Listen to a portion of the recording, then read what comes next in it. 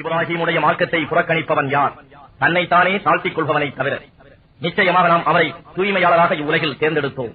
அவர் மறுமையில் சாலிகான நல்லடியார் கூட்டத்திலேயே இருப்பார். இன்னும் அவரிடம் அவருடைய இறைவன் என்னிடம் முற்றிலும் வழிபட்டவராக சரணடையும் என்று சொன்னபோது அவர் உலகங்களுக்கெல்லாம் இறைவனாகிய உனக்கு முற்றிலும் வழிபட்டவனாக சரணடைந்தேன் என்று கூறினார். இதையே இப்ராஹிம் தம் குமாரர்களுக்கு வசியத் உபதேசம் செய்தார். யாக்கூபும் இவ்வாறே செய்தார். அவர் கூறினார், என் குமாரர்களே, அல்லாஹ் உங்களுக்கு சன்மார்க்கத்தை இஸ்லாமை தேர்ந்தெடுத்துள்ளான். நீங்கள் முஸ்லிம்களாக அன்றி மரணிக்காதீர்கள். யாக்கூபுக்கு மரணம் நெருங்கிய போது நீங்கள் சாட்சியாக இருந்தீர்களா? அப்பொழுது அவர் தம் குமாரர்களிடம், எனக்கு பின் நீங்கள் யாரை வணங்குவீர்கள் என கேட்டதற்கு, உங்கள் நாயனை, உங்கள் மூதாதையர் இப்ராஹிம், இஸ்மாயில், இஸ்ஹாக் ஆகியோரின் நாயனை, ஒரே நாயனையே வணங்குவோம், அவனுக்கே முற்றிலும் வழிபட்ட முஸ்லிம்களாக இருப்போம் என கூறினர்.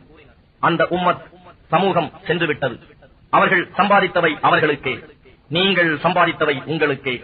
அவர்கள் செய்து கொண்டிருந்தது பற்றி நீங்கள் கேட்கப்பட மாட்டீர்கள்.